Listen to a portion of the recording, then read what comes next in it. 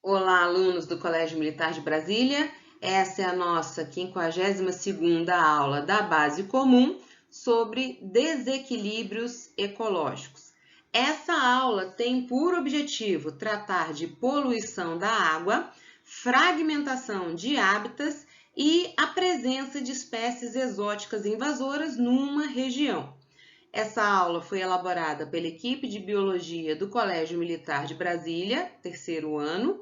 Eu sou a professora Sheila e estarei com vocês hoje. Então, o que é desequilíbrio ambiental? Se eu altero um elemento no meu ecossistema, não interessa se eu estou falando de um vegetal, de um animal, de um micro-organismo, de gases, de líquidos, elementos químicos, o que quer que seja, que eu aumento a quantidade, reduzo a quantidade ou retiro completamente, eu tenho então um desequilíbrio ambiental. Esse desequilíbrio ele pode ocorrer por fatores naturais, então naturalmente eu posso ter uma espécie chegando ali, eu posso ter um desastre natural, então uma erupção vulcânica, um terremoto, algo que acontece naturalmente, mas muitas vezes eu tenho atividades humanas relacionadas com o desequilíbrio ambiental. E, por exemplo, a poluição. Não interessa se ela é uma poluição do ar, da água ou do solo, cada vez que eu jogo resíduos dos meus processos de atividades humanas, eu tenho então uma poluição. Desmatamento de florestas é a retirada da cobertura vegetal não só de florestas comuns, mas de matas ciliares. Matas ciliares são aquelas que protegem as margens dos rios. Retirada de vegetação de mangue, mangue protege o nosso litoral. A caça de espécies, pode ser a morte de espécies, às vezes por esporte, às vezes captura, tráfico de animais para comércio. Se eu pesco em excesso ou não respeito a época de reprodução de uma determinada espécie, se os resíduos das minhas atividades liberam gases de efeito estufa e provocam um aquecimento global, a redução da camada de ozônio, mesmo a explosão demográfica. Então, eu tenho que lembrar que seres humanos, eles têm facilidades que animais e vegetais não têm.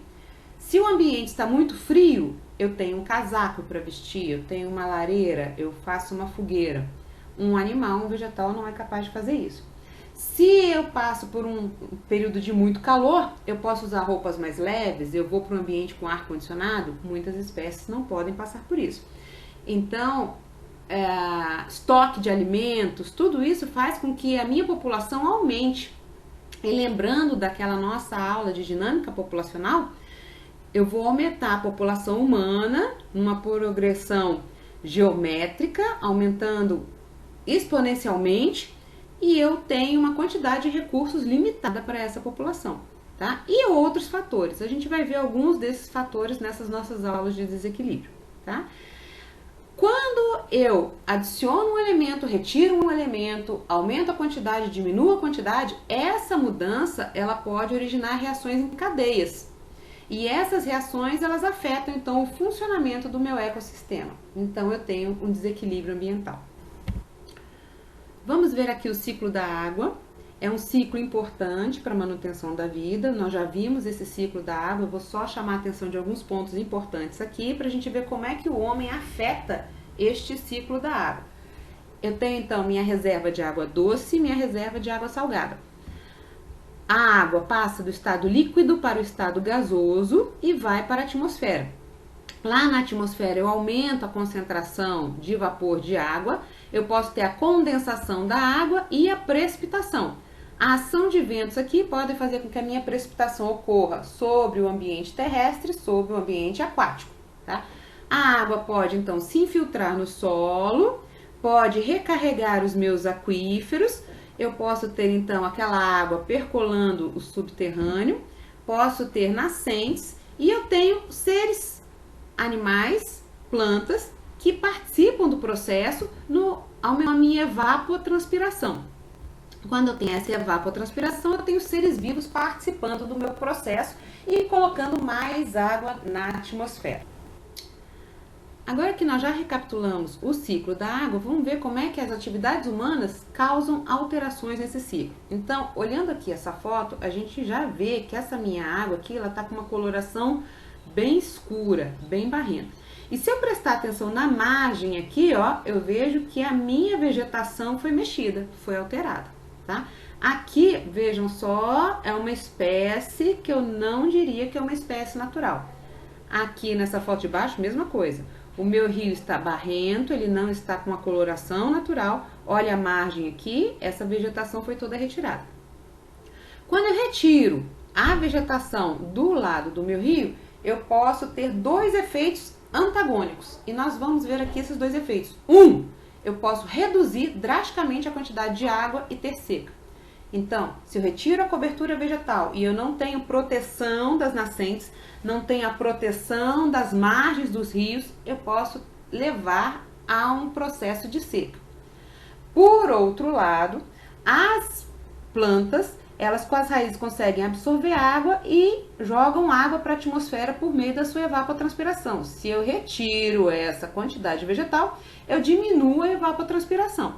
Então, tenho aí um período de seca. Essas raízes seguram o solo. Se eu tirei as raízes, eu vou ter terra entrando para cá. Um outro fator que pode acontecer é que esse meu leito do rio alterado, às vezes ficando mais raso, eu tenho maior chance de ter enchente. Então, veja um efeito antagônico. Eu posso levar a seca, posso levar a enchente, tá? Olhando aqui, então, se eu retiro grande quantidade de água doce do meu rio, quer seja fazendo barragem, quer seja retirando água para abastecer populações, quer seja retirando água para irrigação de plantação, e essa retirada for sendo exacerbada, eu posso diminuir o fluxo de água aqui do meu rio.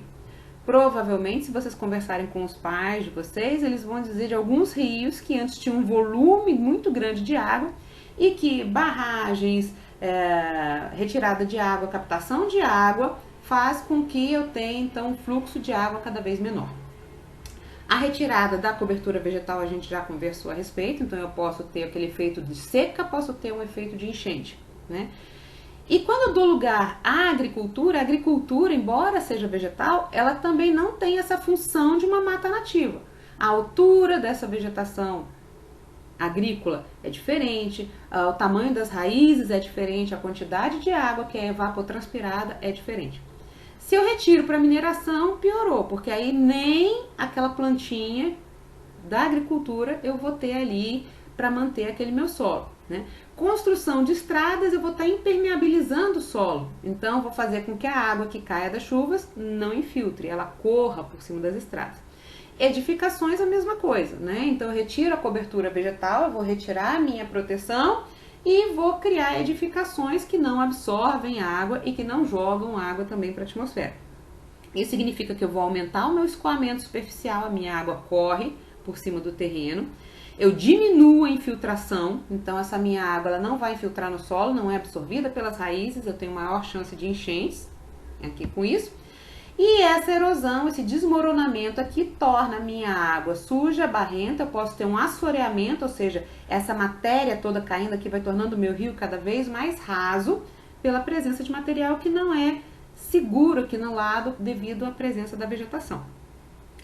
Eu tenho o ser humano também poluindo as águas diretamente, ou seja, jogando esgoto, jogando defensivos agrícolas, jogando resíduos de fábricas. Então todo esse material jogado aqui nos rios, ele acaba tornando esse rio incompatível com a vida.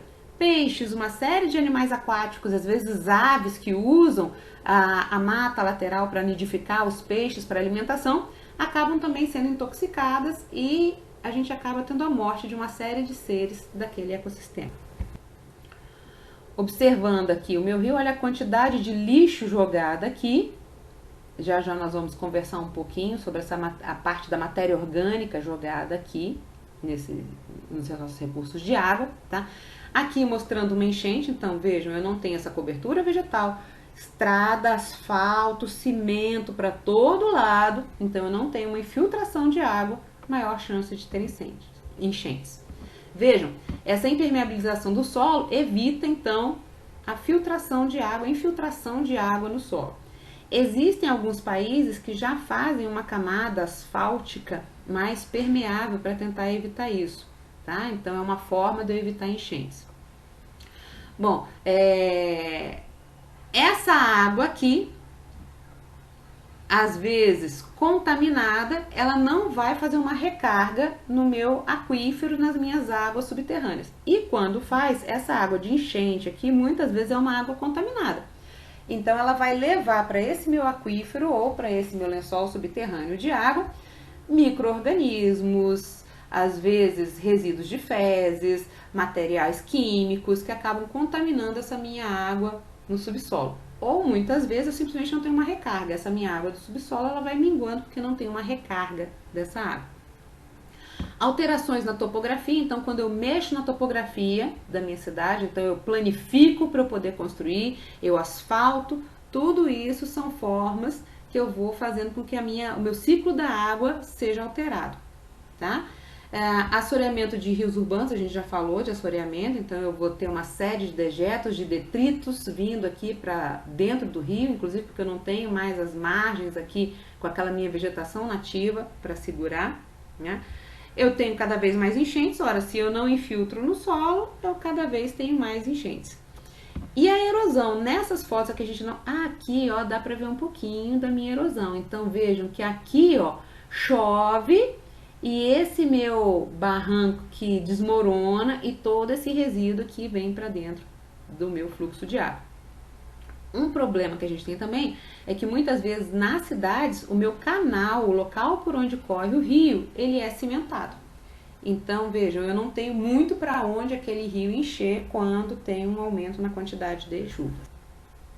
Vamos ver aqui a diferença de enchente, inundação e alagamentos. Então, aquilo que eu estava falando, de forma geral, eu tenho cidades que mantêm às vezes o rio na sua estrutura primordial, na sua estrutura natural, mas muitas vezes as cidades canalizam esses rios. Se a gente pensar em grandes metrópoles, como São Paulo, por exemplo, a gente lembra dos rios que correm reto ali por dentro de um canal cimentado. Esse rio ele tem um fluxo normal, então numa situação normal ele corre por aqui. Como é que é o plano de urbanização dessa cidade? A priori, eu vou construir longe do que este meu rio é capaz de encher. Se eu não observar isso, na minha enchente, ou seja, o meu rio sobe, mas ele não sobe a ponto de sair do meu canal, eu vou ter então alagamento dessas casas, a enchente dessas casas. Mas o que aconteceu aqui? Não foi seguido o plano de monitoramento de urbanização daquela cidade, tá? Se eu tiver uma chuva excedente, aí esse meu rio não infiltra, porque esse canal aqui está cimentado. Então, mais do que enchente, eu tenho inundação. Acima desse meu canal do rio, eu tenho um transbordamento de águas que vai então entrar em residências, em hospitais, em comércio, esse tipo de coisa. Dependendo de como seja o meu terreno lateral aqui, essa minha água pode ficar presa em vários locais. E como muitas vezes eu não tenho como infiltrar essa água aqui no solo, eu tenho o alagamento então das minhas cidades. Essa água aqui de alagamento, de enchente, de inundação, como já foi falado, normalmente ela acaba recolhendo lixo que é liberado nas cidades, fezes de animais, urina de ratos. Então eu passo até aí uma série de bactérias, de vírus, protozoários que causam uma série de doenças. Às vezes chorume de lixo, às vezes resíduos químicos que acabam contaminando seres humanos, animais e transmitindo doenças. Observando aqui essas duas paisagens. Essa primeira paisagem é a que seguiu a engenharia natural. O que é essa engenharia natural? Vejam, eu não desmatei a margem do meu rio, eu protegi as minhas nascentes. Se eu proteger as minhas nascentes com a vegetação, eu não tenho a chance desse meu rio secar. Esse meu rio vai correr sempre com um volume relativamente constante. É lógico que vão ter períodos de cheia, períodos de seca, mas essas árvores aqui na lateral protegem a margem do meu rio, evitando que tenha um assoreamento, que materiais venham parar aqui dentro do rio, impedindo que a minha nascente seque, vão mantendo ali a minha nascente. O meu rio, ele segue o curso dele, que normalmente é sinuoso. Então eu tenho áreas aonde eu vou ter vegetação que vai permitir o alagamento e vão utilizar essa água. vão manter as margens do rio, vão ter uma proteção a essa lateral do rio. A captação da água para a cidade é importante, mas esse meu rio ele vem protegido desde lá, então eu tenho uma água limpa para a cidade aproveitar e o esgoto que é jogado aqui é tratado. Então eu não tenho esgoto in natura sendo jogado aqui poluindo esse meu rio. Essa minha água continua sendo aproveitada, tem as várzeas que vão impedir o assoreamento, vão impedir as enchentes, e eu tenho, quando ocorre a absorção dessa água, a infiltração dessa água, eu vou ter o meu aquífero, o meu lençol subterrâneo sendo reabastecido. Então essa aqui é uma forma de eu manter a minha cidade saudável, o meu ambiente saudável e a água sempre presente aqui para essa população. Agora vamos olhar aqui do lado o que aconteceu. Primeira coisa, a minha nascente não está protegida. Eu tenho o desmatamento dessa mata lateral aqui, então corre o risco dessa minha nascente secar ou diminuir o fluxo de água. Como eu não tenho também vegetação aqui, eu tenho desmatamento, eu tenho a erosão das margens e o assoreamento, ou seja, material do solo da lateral aqui entra no rio, torna esse rio cada vez mais raso e as águas vão ficando daquela cor mais barrenta, mais suja. A minha captação de água aqui, ela ocorre, então eu retiro a água, mas na hora que eu devolvo o esgoto aqui, esse esgoto está cru, está não tratado. O que é isso? Eu estou tendo fezes, urinas, resíduos de fábricas, tudo jogado diretamente aqui no rio. Esse rio, então, ele continua seguindo, normalmente reto, aqui ó, esse meu canal ele foi retificado, normalmente ele é cimentado, então não permite que as margens aqui absorvam a água para impedir as enchentes, ocorre mais facilmente enchentes e ocorre a eutrofização do rio, significa que o meu rio está morto. Mas professora, o que é essa eutrofização? A eutrofização é um processo que ocorre quando eu tenho excesso de nutrientes. Que tipo de nutrientes? Bom, para mim, ser humano, o que interessa de nutrientes são animais próprios para consumo, vegetais próprios para consumo. Mas se eu pensar em micro-organismos aquáticos, fezes são nutrientes. Animais mortos são nutrientes. Resíduos de fertilizantes utilizados em plantações são nutrientes. Então, tudo isso que é descarregado num recurso de água vai aumentar a minha biomassa. Bio, vida, massa, quantidade de matéria. Aumenta a biomassa de quê? De matéria orgânica. Essa matéria orgânica, despejada em grande quantidade ali, esses meus nutrientes, vão fazer com que os meus micro-organismos comecem a consumir essa matéria orgânica despejada ali e então eu vou ter um aumento da minha população. Vamos lembrar lá de dinâmica populacional? Eu tenho nutrientes sobrando, a minha população cresce. Essa minha população cresce e eles começam a retirar oxigênio da água porque necessitam do oxigênio para sobreviver. Quem necessita do oxigênio para sobreviver? Os organismos aeróbicos. Se eu tenho muita gente utilizando o oxigênio, então esse meu oxigênio vai diminuir. Se esse meu oxigênio diminui, eu tenho a morte de vários organismos que dependem de oxigênio. Tanto micro-organismos aeróbicos quanto organismos maiores, como peixes, como moluscos, como crustáceos. Todos esses seres acabam morrendo porque não tem oxigênio suficiente. Provavelmente todos vocês já viram em telejornais, ou em noticiários, ou em documentários, que muitas vezes, quando o rio está muito poluído, está muito cheio de matéria orgânica, está nesse processo de eutrofização, a gente vê os peixes botando a boquinha para fora da água, tentando pegar o oxigênio do ar, porque ali na água a quantidade de oxigênio disponível está muito pequena, então a gente vai ter um aumento da DBO. O que é essa DBO? É o débito bioquímico de oxigênio. Então, o que vai acontecer? Aumento a matéria orgânica e diminuo a quantidade de oxigênio. As minhas condições da água serão anaeróbicas. Se elas serão anaeróbicas, só quem vai sobreviver são quem? Bactérias anaeróbicas, anaeróbicas facultativas, mais aquele meu rio, que provavelmente tinha uma biodiversidade grande, com peixes, crustáceos, moluscos, a essa altura, esse meu rio, então, está morto. O que chama atenção, então, na eutrofização? Excessiva proliferação de algas e micro-organismos. Por que eles aumentam essa proliferação? Porque eu tenho matéria orgânica em excesso ali no meu leito do rio, no meu recurso de água. Em seguida, eu tenho um consumo alto de oxigênio. Todos os seres aeróbicos vão consumindo oxigênio. Eu aumentei a quantidade de seres porque eu tinha muito nutriente disponível. Então, diminui o oxigênio. Diminui o oxigênio, quem precisa de oxigênio morre. Aqui um esqueminha para a gente não esquecer, de novo uma comparação, aqui um ambiente natural, onde eu mantenho a minha arquitetura natural, então veja, a margem do rio está florestada, eu seguro essa margem, as raízes seguram a terra, eu tenho liberação de água por evapotranspiração, a quantidade de nitrogênio, de fósforo presente na água é uma quantidade normal. Essa quantidade normal mantém a quantidade de micro-organismos dentro dos padrões. Eles vão consumir o oxigênio? Vão consumir o oxigênio, mas eu não tenho um débito de oxigênio. Eu vou ter então oxigênio suficiente para outros organismos aquáticos. Esse meu recurso de água aqui é um recurso equilibrado. Agora vamos olhar aqui embaixo para a gente fazer uma comparação. Eu tenho aqui uma cidade que despeja esgoto direto, in natura, cru, não tratado aqui no meu recurso de água. A minha margem do rio foi completamente desmatada, então eu não tenho mais aquelas raízes segurando o solo, não tenho mais aquela minha evapotranspiração.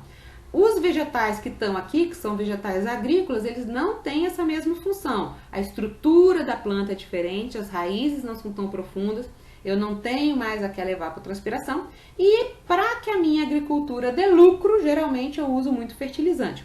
Um dos fertilizantes muito utilizados é o NPK, nitrogênio, fósforo, potássio.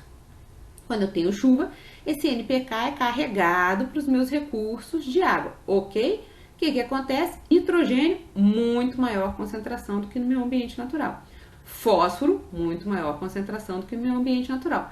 Isso significa que eu tenho excesso de nutrientes. Se eu tenho excesso de nutrientes, quanto mais nutrientes, mais a minha população se reproduz, aumento exponencial dos meus micro-organismos, que vão consumir o oxigênio. Se eu tenho um consumo excessivo de oxigênio, outros organismos vão morrer por falta de oxigênio. E aí o meu rio está morto, está eutrofizado.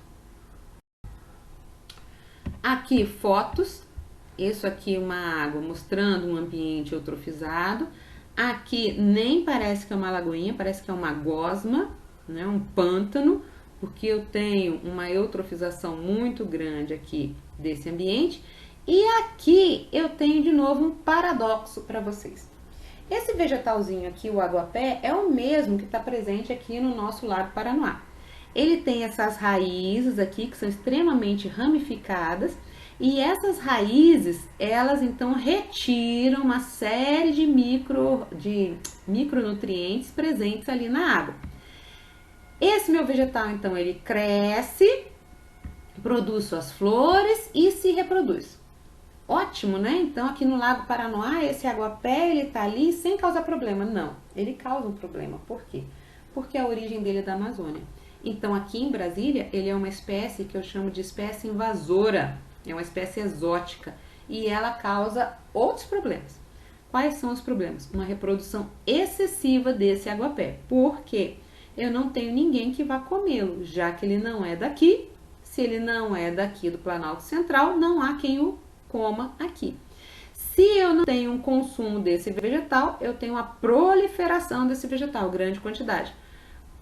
Todo ser vivo passa pelo ciclo, nasce, cresce, reproduz, envelhece e morre. Quando morre, opa, olha toda essa minha matéria orgânica voltada para dentro do lago. Tá? Muitas vezes vocês devem observar em algumas reportagens que algumas empresas, inclusive do governo, retiram esse aguapé do lago e fazem ração para gado. Por quê? Porque embora ele retire esse meu nutriente, essa minha matéria orgânica que está aqui, na morte dele ele devolve tudo de volta para o meu lago. Aqui então, mostrando o homem atuando negativamente no ciclo da água. Então vejam, cadê a minha cobertura vegetal? Acabou. Em vez disso, eu tenho o aplainamento do meu relevo, tá? Impermeabilização, então a construção de cidades, a construção de pistas.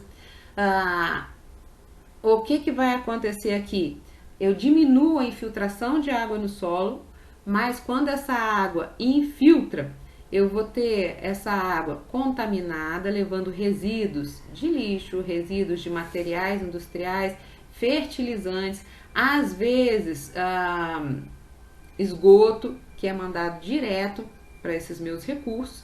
Então eu acabo tendo uma água contaminada para utilização. Materiais liberados pela indústria ou pelas cidades vão para o ar atmosférico, combinam com a água e eu tenho aqui aquela famosa chuva ácida. Eu posso ter o desmoronamento aqui das minhas encostas, dos meus barrancos, posso ter o assoreamento dos meus recursos de água, posso diminuir a recarga daqui, ou numa chuva eu posso ter as enchentes porque eu não tenho um local para onde essa água correr, para onde essa água infiltrar.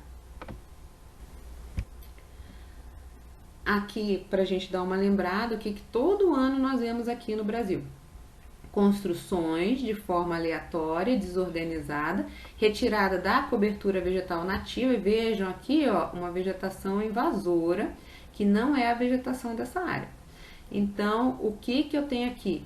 A retirada da minha cobertura vegetal. Eu não tenho mais as raízes aqui presentes, segurando o solo, não tenho as plantas absorvendo a água, não tenho ocorrendo evapotranspiração. Eu vou ter uma região onde eu chego a ter uma rocha, que é impermeável, e eu tenho uma camada de solo e subsolo que é permeável. Então, essa água infiltra e ela vai correndo aqui pelo meio. Se eu retirar a cobertura vegetal, o que é que vai acontecer? Eu vou ter, então, o deslizamento, porque essa parte aqui de cima acaba se soltando, se desagregando e vai rolando morro abaixo. E aí, a gente acontece isso aqui. Conforme eu vou rolando, eu vou aumentando a velocidade, o meu volume de água, de matéria que está sendo carregado aumenta, e aí eu tenho então o desbarrancamento e levada de uma série de materiais aqui, de solo, subsolo, às vezes construções aqui, que caem tudo para cá. Então, pode ocorrer morte de seres humanos aqui, porque as casas caem, aqui, porque ficam soterrados com todo esse material que corre para cima deles. O que é o assoreamento? Então, a gente já falou a grosso modo, mas mostrando aqui, dei uma olhada nessa minha figurinha. Cadê a minha cobertura vegetal aqui? Não existe. Se não tem essa minha cobertura vegetal, eu não tenho as raízes segurando aqui o solo, eu não tenho absorção de água, eu não tenho evapotranspiração. A chuva cai, ela escorre com grande velocidade, vai carregando o solo, vai carregando aqui para dentro desse meu recurso de água, e esse meu recurso de água vai ficando soterrado.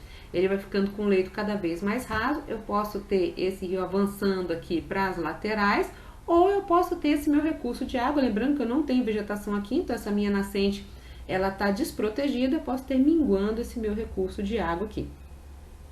Quando eu mantenho a minha mata ciliar, vejam, essa mata ela segura o solo, ela permite a infiltração da água, ela absorve água, evapora, então eu tenho evapotranspiração.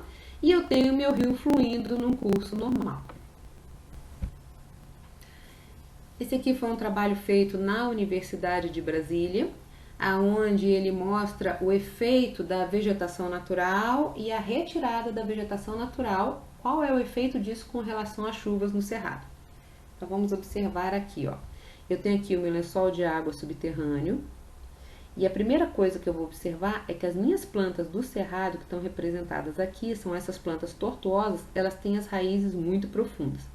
Se vocês lembrarem da nossa aula de cerrado, vocês vão lembrar que o cerrado cresce mais para baixo do que para cima, então essas raízes são muito profundas. Se essas raízes são muito profundas, elas conseguem absorver a água, algumas vezes inclusive de lençol freático. Então essas plantas são importantes para absorver água e jogar a água aqui para o ar atmosférico por meio da minha evapotranspiração.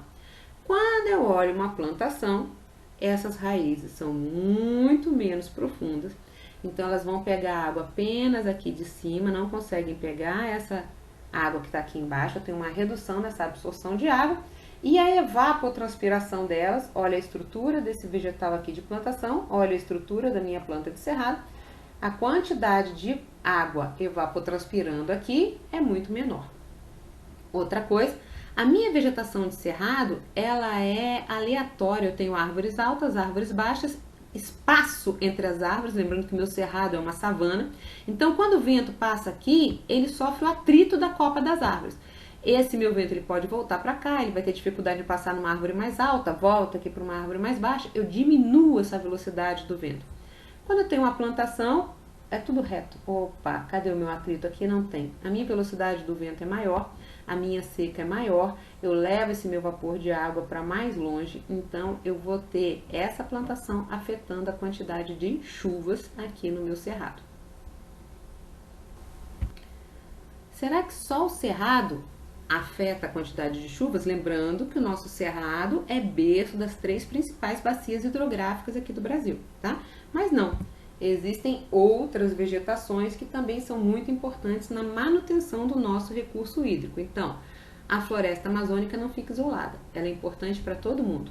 Ela envia as águas para outras regiões pelo céu. O Arnaldinho aqui fica espantado. Pelo céu? Sim, são os rios voadores. Quem são os rios voadores? O que acontece aqui? Eu tenho no oceano a evaporação de água. Essa evaporação de água, eu tenho uma recarga de vapor de água aqui, que é levada para o continente pelos ventos alísios. Então, são os ventos úmidos que vêm e trazem essa água aqui para a Amazônia. Na Amazônia, então, eu tenho aqui a condensação e a precipitação. Cai água aqui. Muita água, as plantas absorvem grande quantidade de água e fazem evapotranspiração. Então, eu tenho aqui, ó, chove e evapora a água, evapotranspiração. A chuva cai e evapora. E em seguida, essa minha chuva e evapotranspiração daqui, eu vou ter um vapor de água que vai ser transportado por ventos aqui e eles vão se chocar com a Cordilheira dos Andes. Se chocando com a Cordilheira dos Andes, essas minhas nuvens carregadas, ela vem para cá, ó, região central do Brasil, região sul do Brasil e inclusive países fronteiros do Brasil, tá? Então, eu vou ter essas nuvens carregadas chovendo aqui, recarregando o meu rio Amazonas, e eu vou ter essas minhas chuvas vindo para cá e mantendo a umidade dessa minha região, centro-sul do país e inclusive de países vizinhos como a Argentina, por exemplo, dependem desses meus rios voadores.